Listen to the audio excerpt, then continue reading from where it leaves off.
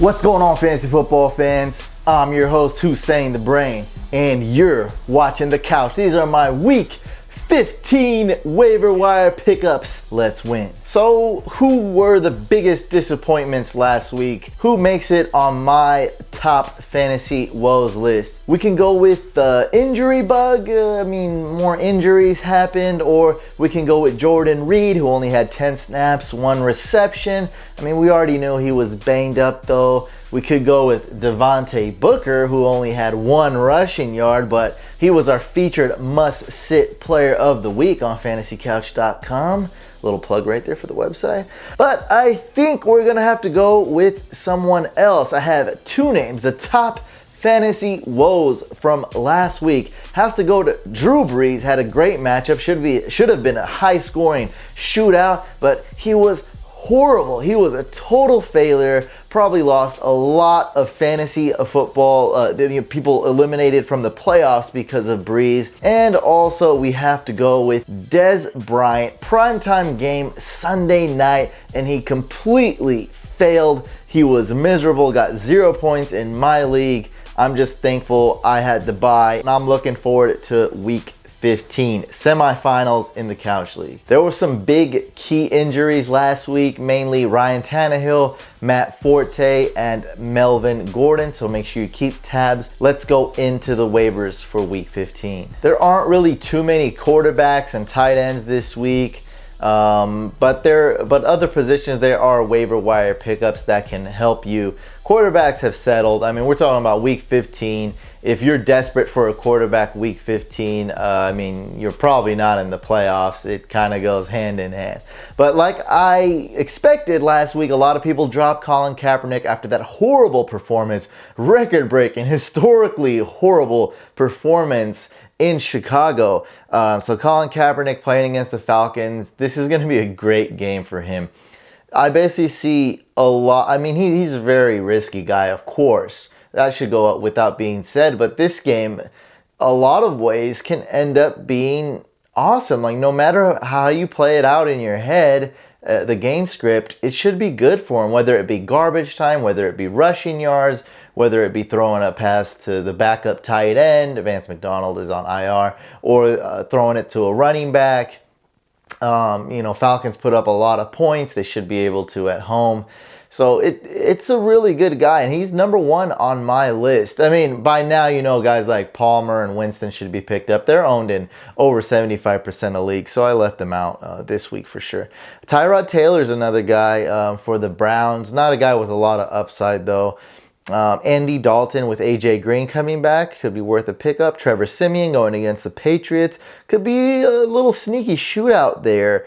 With the Patriots, I do see that as a possibility. Not likely, but definitely a possibility. We just saw Ravens and Patriots go on kind of a shootout.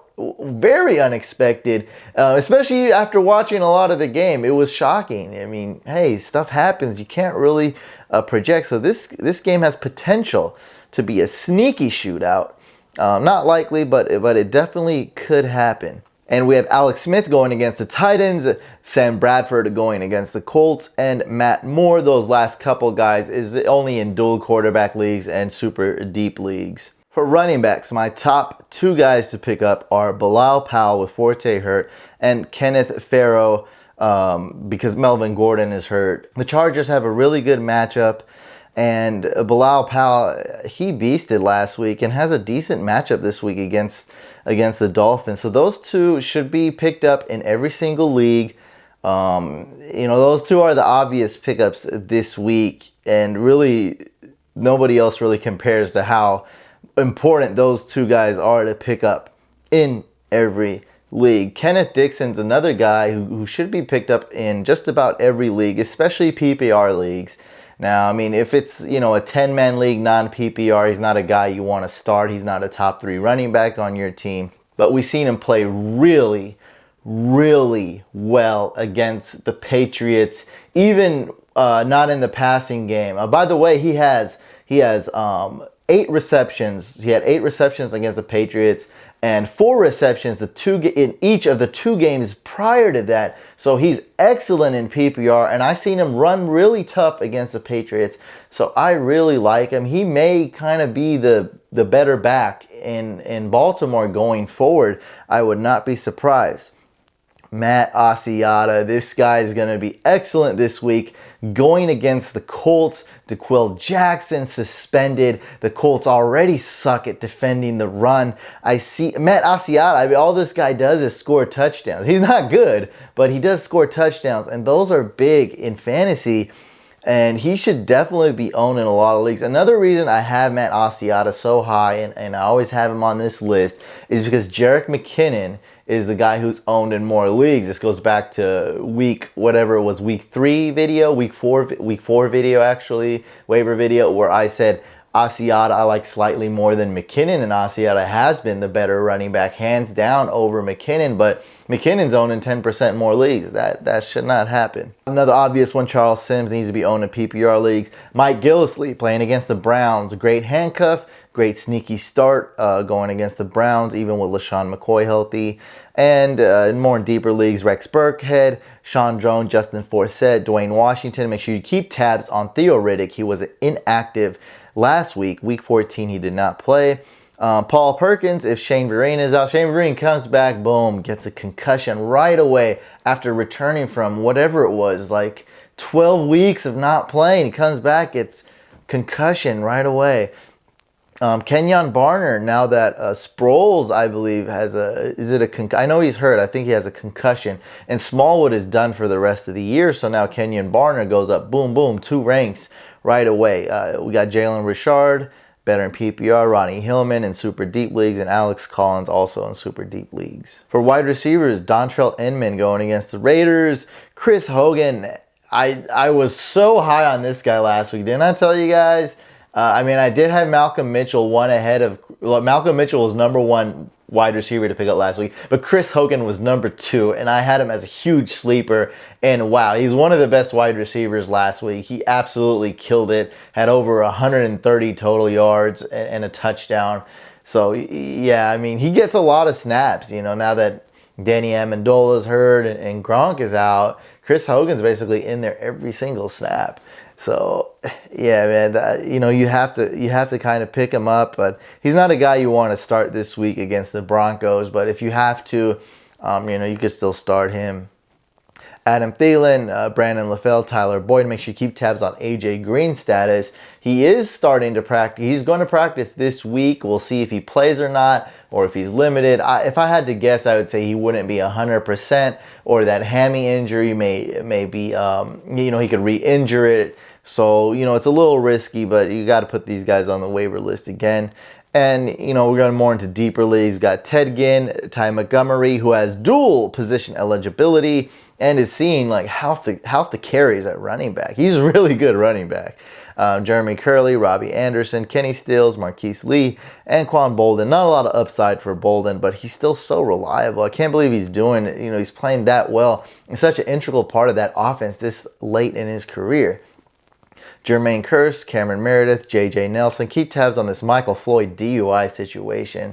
There's a small possibility the team can suspend him, just a team force suspension. So just keep tabs on the situation. I'm not going to instigate what's going to happen or how he's going to do, but disappointing season, and then he gets a DUI. It's not looking good for the Cardinals offense, and they're playing the Saints this week. A dream matchup for people that own Cardinals. Like if you own David Jota, you gotta be licking your chops for this Saints matchup. And Robert Woods and Quinton Patton. For tight ends, there's really no tight ends to pick up unless you're in a deep league. We have Charles Clay, Jermaine Gresham, Daniel Brown, super sneaky tight end, and he has dual position eligibility just like Montgomery. He's a wide receiver and tight end.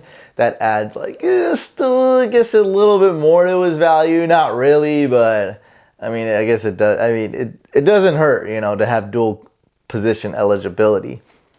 We got Ryan Griffin. If CJ Fedorowicz is out, he suffered a concussion. AJ Derby, the pass catching tight end on the Broncos. Will Tye, Austin Seferian Jenkins, and Hunter Henry Hunter Henry with a sweet matchup. Everyone owns Gates, and Gates is the better tight end to own. Nobody really owns Hunter Henry. I mean, Gates is the one I would start definitely over Hunter Henry this week if I had to choose between the two. But still, I mean, good matchup. He's there, you know, if you need it, if you're in a deep league. For defenses, lots of great streaming options, and I was anticipating getting a bye.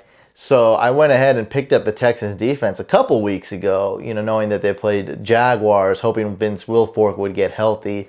And he is. I want to check on the status of other defenders, make sure, you know, the team's healthy.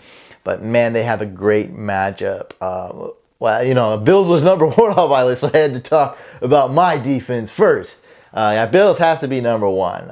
Could be bad weather. It could be a little snowy. I actually think the weather is not going to be, that big a deal, but should be a low-scoring game and should be, typical Browns game.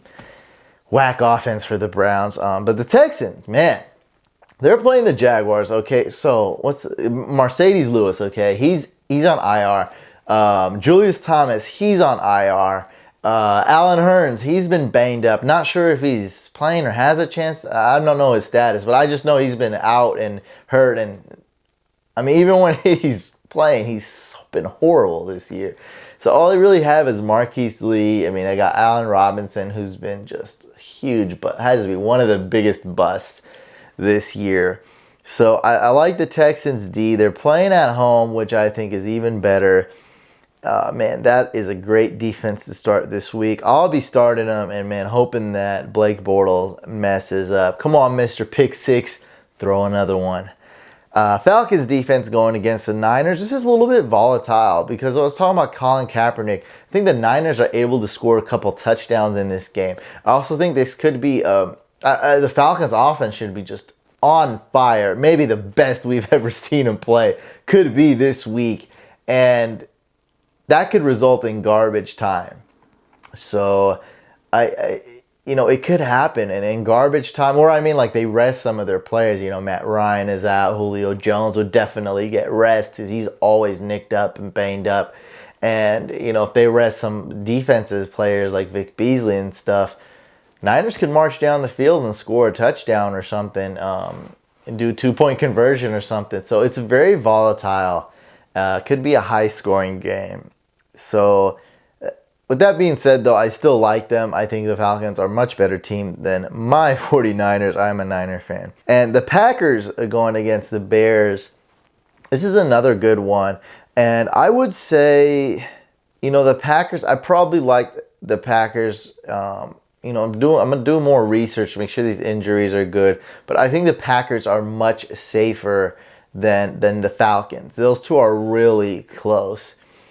We've seen the Falcons defense on fire last week, and that could, those big plays can definitely happen again this week. So it's really tough to rank those two.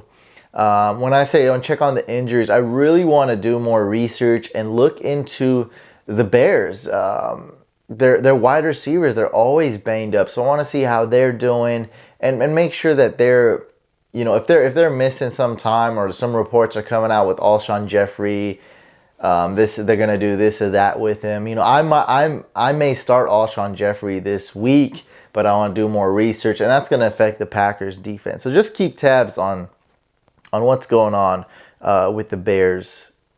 So some more defenses and more deeper leagues. We have the Dolphins going against the Jets going against the Dolphins, the Giants, Cowboys, Buccaneers, Colts, which should be a low-scoring game. I mean, these are just super deep leagues, desperate plays here. Washington defense and also the Jaguars defense going against the Texans could be a low-scoring game. Texans offense suck, but I'm sick and tired of recommending the Jaguars defense. They make no plays. I mean, a lot of times they do limit the upside of the total score. Like, it's a low-scoring game a lot of times, but no sacks, no turnovers, no touchdowns, basically no points for Jaguars defense usually. For kickers, Nick Novak is not the kicker with the highest upside, but he is ranked number one as he is the absolute safest kicker this week that you can pick up off waivers and free agency. He is amazing, so I have to have him number one because number two I have Sebastian Janikowski, who's awesome, but he's a little risky. So, you know, if Nick Novak's out there, I think he should be a top 10 kicker this week. Great matchup. He should just be amazing. Going against the Jaguars, you know, they allow the most fantasy points to kickers. You know, if you can't get those guys, Dustin Hopkins, Cairo Santos, Kai Forbath, those guys are all good. Phil Dawson, a little risky. And this is only super deep leagues. You go with Gano, Lambo, Cananzaro, Crosby. Check the weather there. That's why I have him so low, is because it's in Chicago. Don't like the weather there. And Dan Carpenter if you're in some kind of like 32-man league or something weird. And those are all my waiver wire pickups for this week. I hope you guys make it to next week. Advance. It's the semifinals for most league, including mine. I hope I win and I advance to go to the Super Bowl. It's really exciting. It's really intense.